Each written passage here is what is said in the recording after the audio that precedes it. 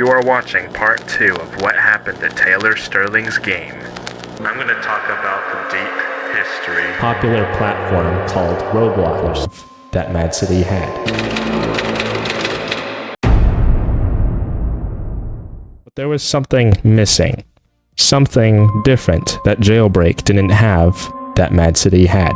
Mad City was simpler and easier to understand, and it had more mechanics than Jailbreak had.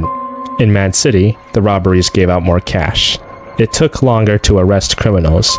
You never knew what the developers were gonna update. Vehicles consisted of boats, jets, supercars, etc.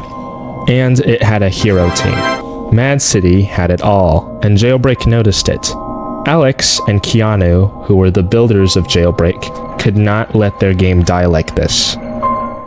This was the war between Jailbreak and Mad City.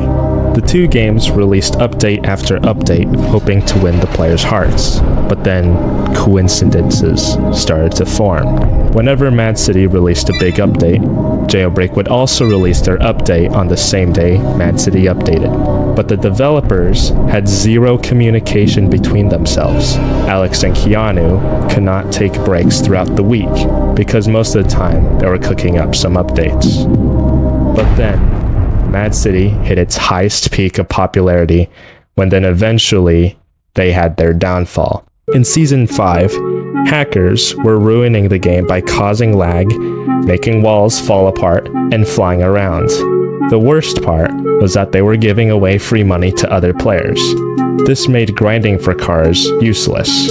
Tailmaster's plan for solving this problem was using Roblox's in-game currency, Robux. Well, this wasn't the best idea. You see, Robux can only be obtained by paying real-world money instead of getting it for free or earning it for free.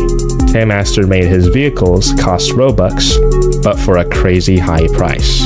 For example, some of the cars costed 1,000 Robux, which is equivalent to $12.50 in the USA, or 9.85 pounds in the UK, and so on. This may not be that much money to the adults, but for the kids, that's like paying $1,000 or pounds. This caused many players to leave Mad City because the cars did not function as expected and were way too expensive. This was the point when Jailbreak started to have a chance to take over Mad City. Jailbreak released new heists, new cars, new boats, new accessories, new weapons, and so on. Mad City tried desperately releasing new seasons and new vehicles and so on.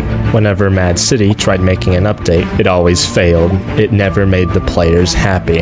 There were too many bugs, and the updates were too inconsistent. Taylor Sterling eventually had an idea, but the idea he had, he would never know that it would crush his game for the rest of its life.